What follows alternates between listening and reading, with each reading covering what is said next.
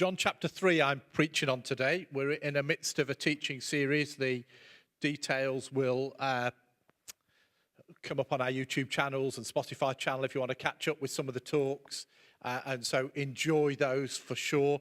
But John chapter 3, but before I get into that and read a little bit from that, just to backtrack on the nature. So this is John, who's written the gospel, who was one of the disciples, then apostles, one of the intimate circle of Jesus. And one of the fascinating things about John is he described himself 5 times in the Gospels, the one whom Jesus loved.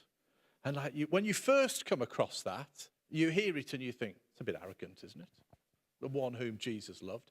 A bit like Mourinho calling himself the special one all those years ago. You remember when he came into English football, that sense of who on earth do you think you are? And then you go a bit further and you think, well, it doesn't seem to correlate with the nature of the guy. He doesn't come across as massively arrogant and seems to speak about love and humility and stuff. So what's he getting at by describing himself as the one whom Jesus loved? And I think what he's saying is that he's saying the most important thing about my life, my whole identity, the reason why I do anything here on earth, my motivation for being is because I found the God who loves me. That is the critical factor of my life. I've come to an understanding, not because I'm good, but because of how great God is, that I'm loved by God. He's simply saying, this is how I think of myself. I'm loved, I'm loved, I'm loved. That's who I am. I'm loved by Jesus. Paul put it this way, I think. His love has the first and last word in everything we do. Our firm decision is to work from this focus center. This is the Message Bible. One man died for everyone. That puts everyone in the same boat.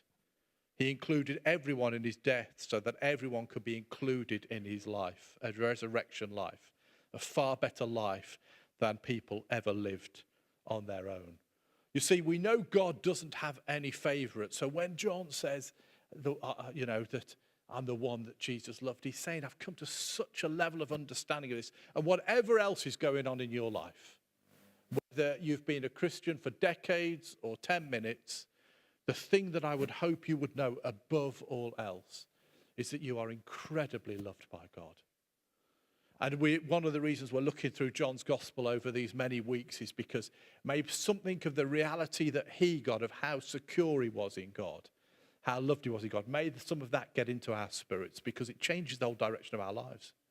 When we know that God who created the universe is on our side and is actively loving us, then the limitations fall off us quickly. Anyway, John's gospel, chapter 3, we break into a private conversation between a guy called Nicodemus, a Pharisee, a teacher, a great teacher in the times.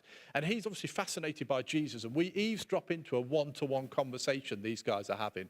John records this conversation. So we get into on one of Jesus' private conversations. Let me read you a few verses from John 3, verse 1. Now there was a Pharisee, a man named Nicodemus, who was a member of the Jewish ruling council. A big deal, if you like. He came to Jesus at night and said, Rabbi, let me go back. He came to Jesus at night and said, Rabbi, we know you are a teacher who has come from God, for no one could perform the signs you are doing if God were not with them. Jesus replied, very truly, I tell you, no one can see the kingdom of God unless they are born again. How can someone be born when they are old? Nicodemus asked. Surely they cannot enter a second time into their mother's womb to be born. Jesus answered, very truly, I tell you, no one can enter the kingdom of God unless they are born of water and the Spirit. Flesh gives birth to flesh, but Spirit gives birth to spirit. You should not be surprised at my saying, you must be born again. The wind blows wherever it pleases. You hear its sound, but you cannot tell where it comes from or where it is going. So it is with everybody born of the Spirit. So Nicodemus comes at night. This is showing his caution. You know, sometimes the Bible just gives us a little insight into this one-to-one conversation. It's a private, he's come through the back door, if you like. He's probably sitting on a rooftop terrace, but it's at night and he's having this conversation. How many people, millions of people, have had quiet conversations with Jesus in the middle of the night? Are you real? can you really help me? I'm stuck in this mess. If God, you're there, I need you now. Often we come to Jesus in the middle of the night. It's when our hearts seem open and we call out to him. And Nicodemus has one of these private one-to-one conversations. He'll have heard Jesus preach. He's already an admirer of Jesus. This is a good bloke. This is somebody who's a decent human being. He's already an admirer of Jesus, but he's not yet a follower. You see, Jesus isn't looking for fans. He's looking for followers. I find it fascinating. So he asks Jesus questions. I find the questions people ask give a much better insight into the nature of their heart and their understanding than the things they say about themselves. That often if you're in a conversation with somebody, it shows much more where they're at in life. If they ask good questions, they're normally on a good journey. If they just want to tell me how great they're doing, I sometimes wonder.